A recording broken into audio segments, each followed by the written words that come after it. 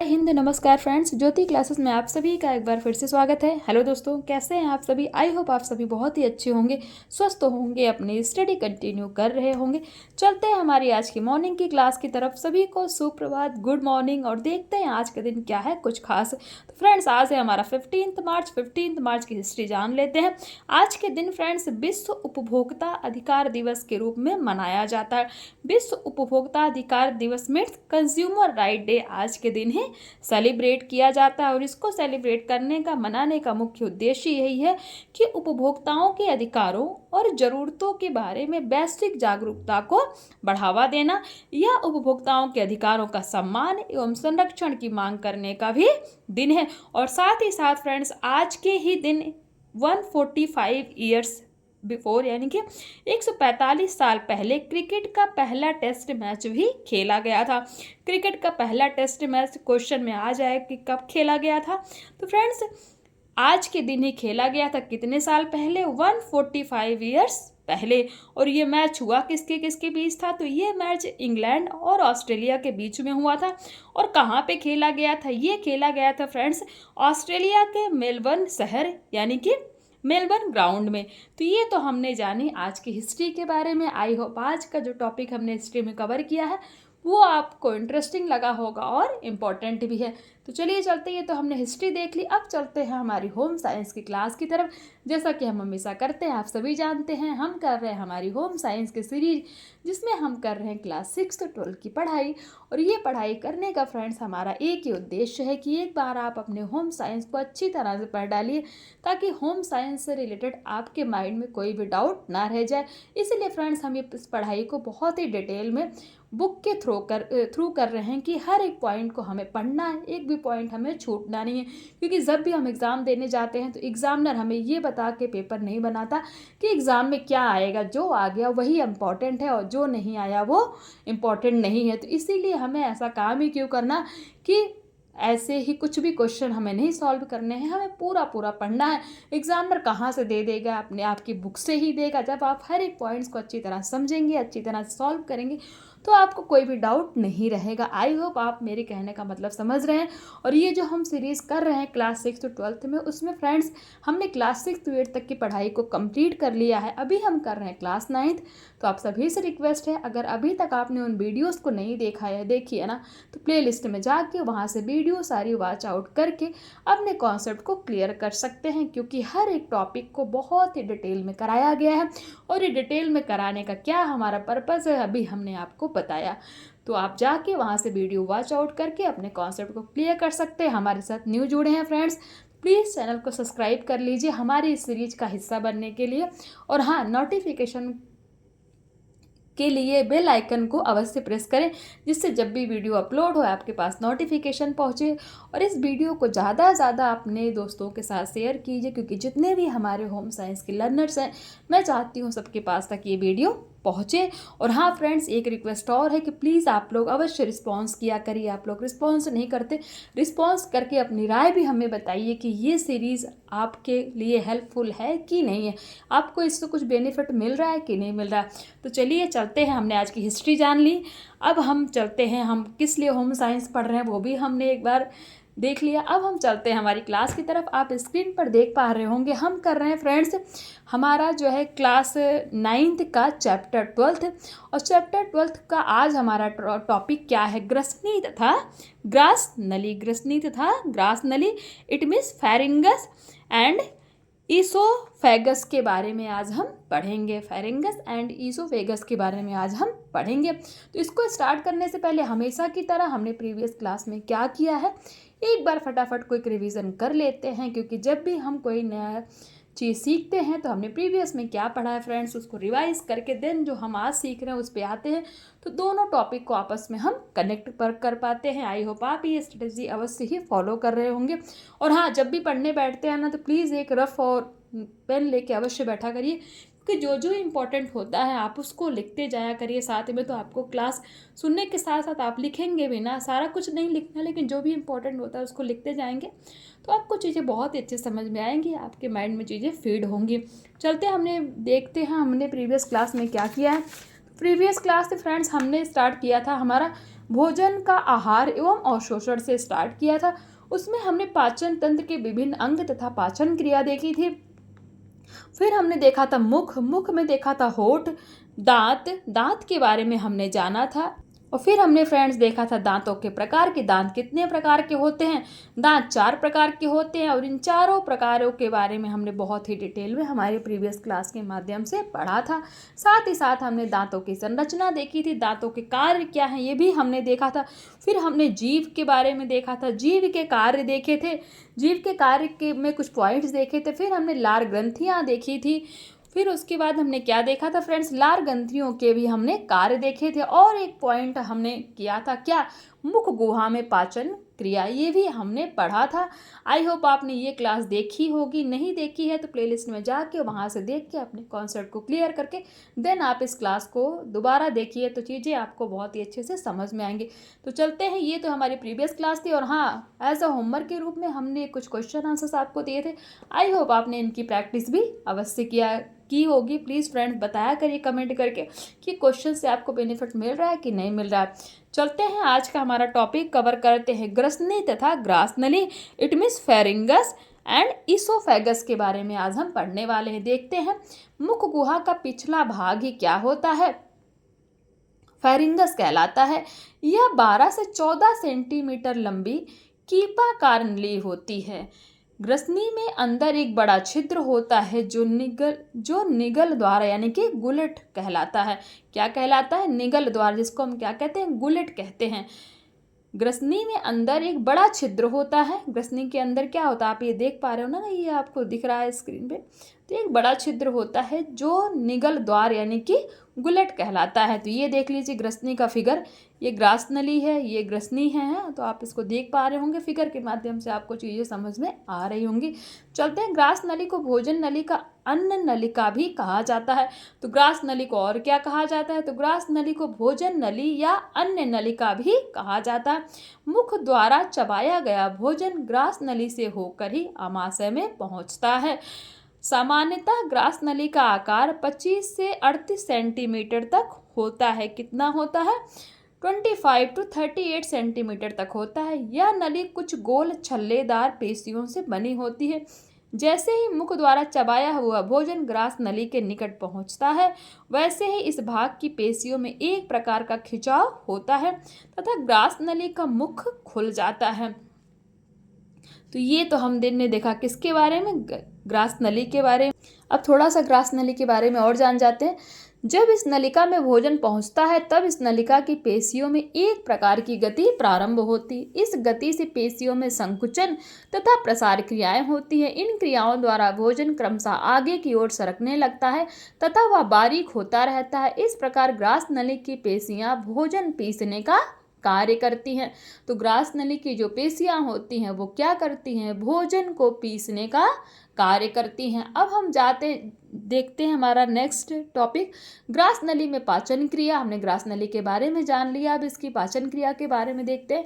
इसमें पाचक किण्वक यानी कि एंजाइम अनुपस्थित होते हैं, यानी कि नहीं होते, परंतु इसमें क्रमाकुंचन की गति के कारण भोजन आगे की ओर धकेला जाता है।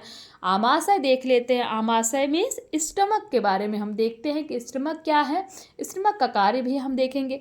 अब देखते हैं, आमाशय पाचन तंत्र का एक महत्वपूर्ण अंग है। आमाशय एक मस्काकार थैले के आकार में होता है जो उदर के बाएं भाग में डायफ्राम के नीचे स्थिर रहता है। सामान्यतया यह 30 सेंटीमीटर लंबा और 10 सेंटीमीटर चौड़ा होता है। इसका ऊपरी किनारा छोटा व अवतल तथा निचला किनारा उत्तल व बड़ा होता है। आमाशय के बाईं ओर ऊपर के भाग में एक छिद्र होता है जहां ग्रास नली से भोजन आमाशय में पहुंचता है, यानी कि आमाशय मीन्स हमारे स्टमक में। यह छिद्र हृदय के निकट होने के कारण हृदय द्वार कहलाता है। क्या कहलाता है, हृदय के निकट होने के कारण इस छिद्र को हम किस नाम से जानते हैं, हृदय द्वार के नाम से जानते हैं। आमाशय दाहिनी ओर से एक छिद्र द्वारा छोटी आंत से मिला रहता है।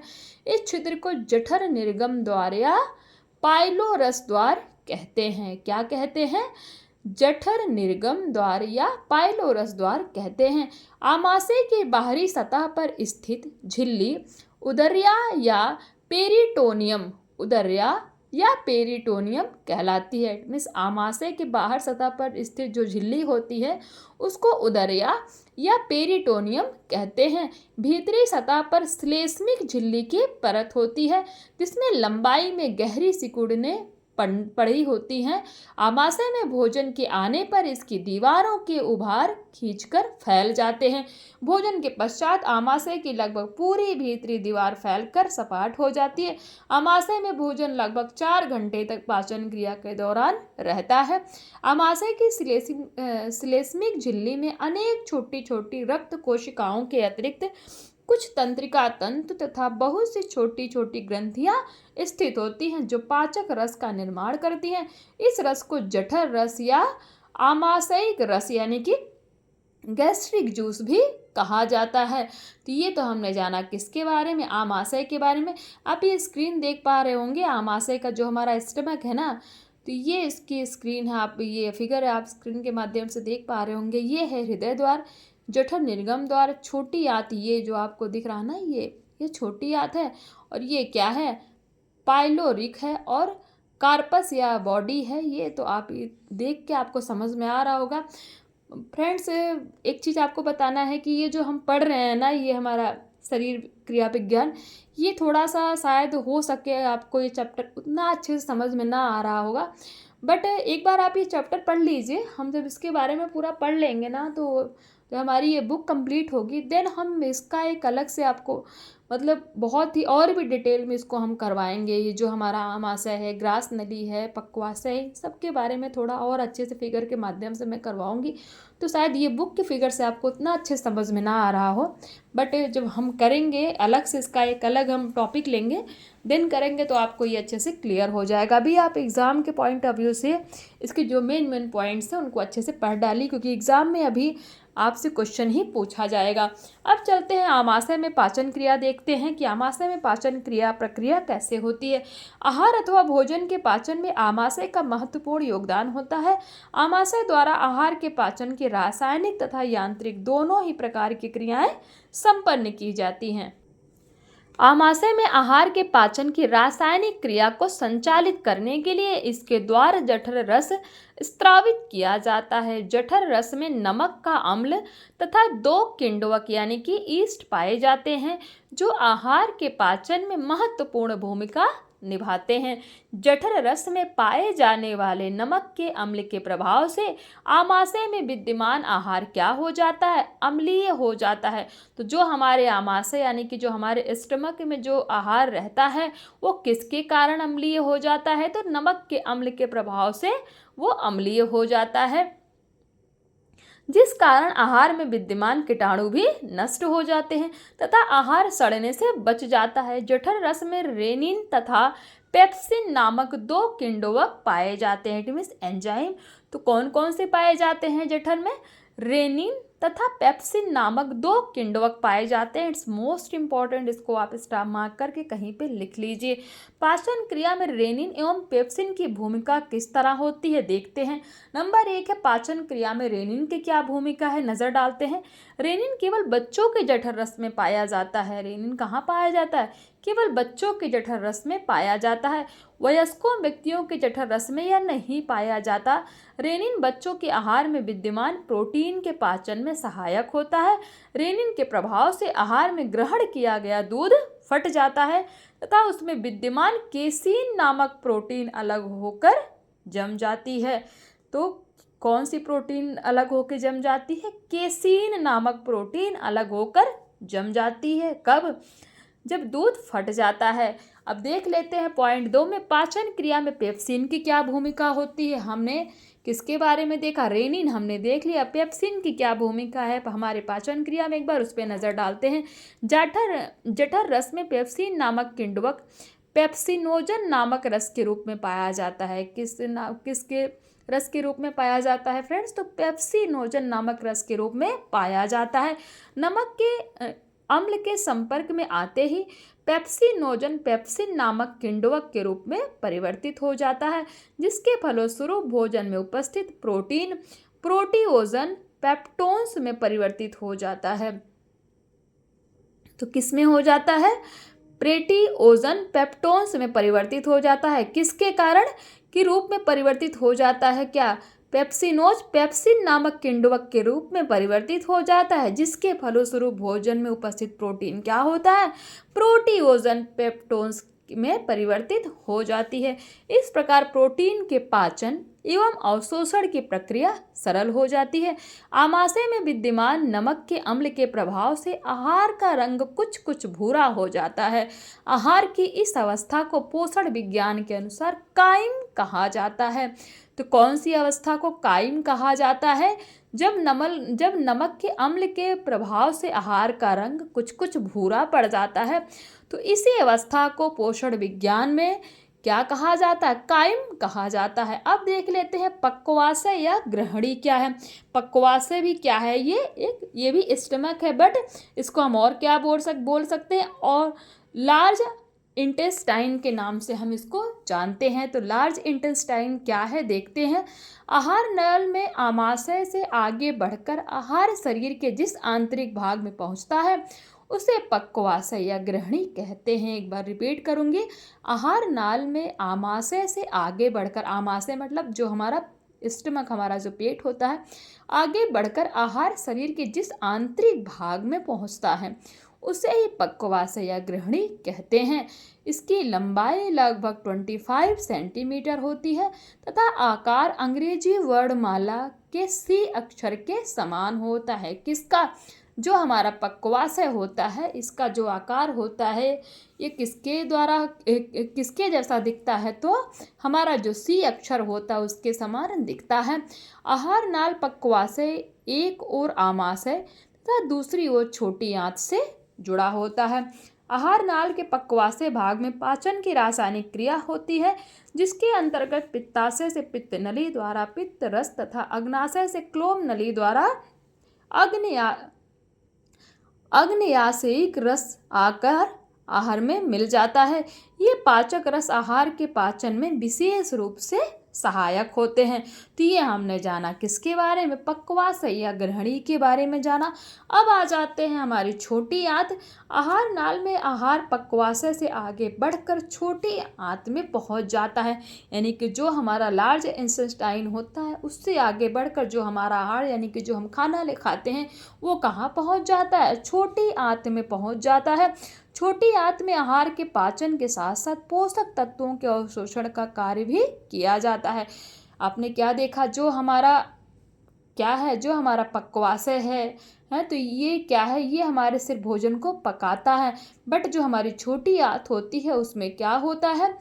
उसमें पाचन के साथ साथ पोषक तत्वों के अवशोषण का भी कार्य किया जाता है।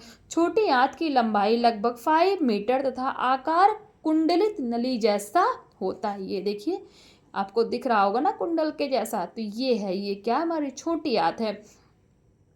इसका लगभग आधा भाग 2.5 मीटर लंबा तथा 4 सेंटीमीटर क्या होता है? चौड़ी नली के रूप में होता है तथा इसका शेष भाग 2.5 मीटर लंबी तथा 4 सेंटीमीटर चौड़ी अत्यधिक कुंडलित नली के रूप में होता है। छोटी आंत में भीतरी सतह पर छोटे छोटे अंगुली के आकार के उभार आंत की गुहा में लटके रहते हैं, जिन्हें क्या कहा जाता है? रंसाकुर या सोसड़ाकुर यानी कि विल्ली कहते हैं। प्रत्येक रंसाकुर में एक मोटी लसिका वाहिनी तथा कई रुधिर वाहिनियां पाई जाती हैं जो जाल की रचना करती हैं। शेष दीवार में रसांकुरों के मध्य में श्लेष्मिक कला धस कर नालाकार आंतरीय ग्रंथियां इट मीन्स इंटेस्टिनल ग्लैंड बनाती हैं। ये ग्रंथियां पाचक आंतरीय रस इंटेंशियल जूस स्रावित करती हैं। छोटी आंत में 3 भाग होते हैं। छोटी आंत में कितने भाग होते हैं? इंपॉर्टेंट है, इसको आप लिख लीजिए। तो छोटी आंत में कितने भाग होते हैं? तो फ्रेंड्स, छोटी आंत में 3 भाग होते हैं। कौन कौन से? सबसे पहला भाग ग्रहणी होता है, मध्य भाग जेजुनम तथा अंतिम भाग इलियम होता है। मैं फिर से रिपीट करूंगी। छोटी आंत में 3 भाग होते हैं। उसमें पहला भाग है ग्रहणी, दूसरा है जेजुनम तथा तीसरा है इलियम। भोजन का पाचन ग्रहणी में व अवशोषण इलियम में होता है। जो पाचन होता है कहाँ होता है, वो ग्रहणी में होता है, और अवशोषण कहाँ होता है, जो इलियम होता है उसमें होता है। आई होप ये छोटी आंत के बारे में आपको ये पॉइंट्स क्लियर हो गए होंगे। अब देख लेते हैं छोटी आंत में पाचन क्रिया में सहायक एंजाइम कौन कौन से, फटाफट देखते हैं। छोटी आंत आहार के पाचन का महत्वपूर्ण अंग है। छोटी आंत में आंतरीय रस द्वारा पाचन क्रिया संपन्न की जाती है। इस पाचक रस में निम्नलिखित एंजाइम पाए जाते हैं। नंबर 1 है इरेप्सिन या पेप्टिडेस। इरेप्सिन या पेप्टिडेस इस किण्वक के प्रभाव से आहार में विद्यमान प्रोटीन तथा पेप्टाइड्स क्रमशः अमीनो अम्ल में परिवर्तित हो जाते हैं। नंबर 2 माल्टोज इस किण्वक के प्रभाव से आहार में विद्यमान माल्ट शर्करा ग्लूकोज शर्करा में परिवर्तित हो जाती है। पॉइंट 3 है लैक्टोज इसके प्रभाव से आहार में विद्यमान लैक्टोज क्रमशः ग्लूकोज तथा गैलेक्टोज शर्करा में परिवर्तित हो जाते हैं। पॉइंट 4 है सुक्रोज या इन्वर्टेज। सुक्रोज या इन्वर्टेज इस किण्वक के प्रभाव से आहार में विद्यमान सुक्रोज शर्करा क्रमशः ग्लूकोज तथा फ्रक्टोज शर्करा में परिवर्तित हो जाते हैं। और पॉइंट 5 है हमारा लाइपेज इस किण्वक के प्रभाव से आहार में विद्यमान वसा क्रमशः वसीय अम्लों तथा ग्लिसरॉल में परिवर्तित हो जाते हैं। तो ये तो देखा हमने फ्रेंड्स किसके बारे में, छोटी आंत के बारे में। और ये हमारा नेक्स्ट टॉपिक क्या, बड़ी आंत, तो इसको हम हमारी नेक्स्ट क्लास में पढ़ेंगे। मिलते हैं हमारी शाम की क्लास में, तब तक के लिए जय हिंद, नमस्कार। हंसते रहिए, मुस्कुराते रहिए, एक दूसरे की हेल्प करते रहिए। और हाँ फ्रेंड्स, प्लीज़ चैनल को सब्सक्राइब करके ना बेल आइकन प्रेस करके अपनी राय हमें अवश्य बताइए। मिलते हैं नेक्स्ट क्लास में। जय हिंद।